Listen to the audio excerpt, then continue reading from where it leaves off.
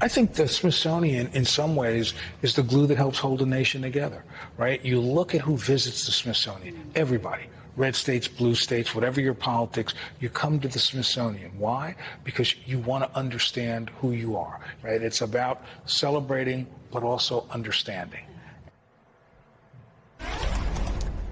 That is the Secretary of the Smithsonian Institution on its mission, the mission of the 21 Smithsonian Museums to offer an unbiased, nonpartisan, honest account of our history and a celebration of who we are. Naturally, that represents a threat to an aspiring dictator. In a bizarre and dangerous new report, Donald Trump's White House is branding the leaders of the Smithsonian's National Museum of American History as radical, extreme political activists. This is just the latest step from Donald Trump's campaign to control the museum's leadership, an attempt to whitewash and rewrite America's story. The report released on Saturday, the country's 250th anniversary birthday, attempts to accuse the museum of presenting the American story, quote, not as one of the victory of freedom and genius of our country, but one of regret, tragedy, and shame. They allege that the museum's director avoids a, quote, unified national narrative, or as American historians call it today, quote, another example of executive branch overreach seeking to coerce Smithsonian leadership to shape its presentation of U.S. history so that it serves the administration's political agenda. I want to bring into our coverage civil rights attorney, president of the Leadership Conference on Civil and Human Rights, Maya Wiley. Also joining us, executive editor at Deadline.com, Dominic Patton, and Tim is still with us as well. Maya, this is so shocking and galling that I wonder what your thoughts are. And let me just add another layer to this. You know, the last cultural institution he thought to take over, he just had his name unceremoniously scraped off of, and that would be the Kennedy Center. One, what do you think of the attempt? And two, how would you prepare for it? Well, first of all, let me just say the attempt was unsurprising, even as it was outrageous. Unsurprising because this is a president and administration since the beginning of its term that even spent its first day in office seeking to end what it called diversity, equity, and inclusion. I would argue, and accessibility. But literally the celebration of the diversity of this country, it went after and targeted schools with its Dear Colleague letter from the Department of Education that was trying to control teachers and students and curriculum. It did everything in its power even to threaten research institutions of higher education because it didn't like what it was researching if it felt it was diverse and equitable and inclusive, which really comes down to trying to whitewash American history. And to whitewash it in order to, as the letter from historians said, you know, as a way of really advancing its own, I would argue, anti-democratic power and to abuse it, because we are a country that is founded on the premise that we have a freedom to learn. That, in fact, we fought a whole civil war in order to have the freedom to learn. I think we need to remember that. And that literally we have been spending all these past centuries as a country working towards ideals that we share but have not always been real.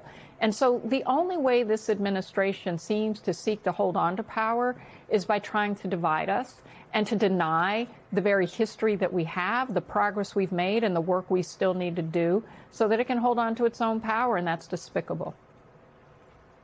The offense to our most revered cultural institutions seems to have awoken the public in a way that some of the other things that we cover here every day, that we track here every day, haven't. I want to show you a couple of things. This is Bruce Springsteen on Friday on the PBS NewsHour about the very definition of patriotism in his view. Well, I believe in critical patriotism. I believe that's the definition of a patriot, you know, that you love your country so much that you are willing to look at it clearly, recognize its faults, encourage it to be a better place, and believe that you carry in your heart the country that is waiting. Dominic, you know my fascination and the close attention I've paid to Bruce Springsteen over the last 18 months. I think that these are the battle lines, right? You're either going to erase the facts of our actual history, or you believe that patriotism is loving something so much that you love it, flaws and all. And I sort of looked at everything that was said this weekend, and I feel like that boils down this conflict, this tug of war, as well as anything else out there. I think in many ways you're right, Nicole. And I mean, I think there's a supreme irony here. Look, we haven't quite got to the stage of the Trump MAGA administration putting together a museum of degenerate art, but they're getting close, clearly. And it'll be very popular, I know. But more importantly, I think here, more importantly, is on July 4th, in the mall, when the weather got so terrible, where did all those people go? Into the lobby of the African American History Museum. It was maybe somewhere they didn't intend to go, but as a metaphor, it was a protective place in American history. American history is complex. It changes all the time, our notion of what it was and what it wasn't. Look at the Japanese internment horrors and look at the way we look at that now. There's a beautiful museum here in Los Angeles that delves just into that particular horrible part of our history, and it delves into it to tell us the truth of who we are and who we can be. The search of the more perfect union. I know how much you love the boss, and I'm not that far behind you, but I think part of what that notion is that some would have once said that patriotism is the last refuge of a scoundrel. Critical patriotism is exactly what our flawed founding fathers, and they were all flawed like all of us are, exactly what they intended coming out of the Age of Enlightenment. The history of the writing of the Declaration of Independence alone is a study of the conflicts of early America that resonate through the time that we live in now. And yet now I think you're right. I think there are battle lines. History is complex. History is full of flawed characters. History is full of evolution of what the nation is. And the Trump people, and the term whitewash has been used a lot. Let's be clear, white nationalists washed this.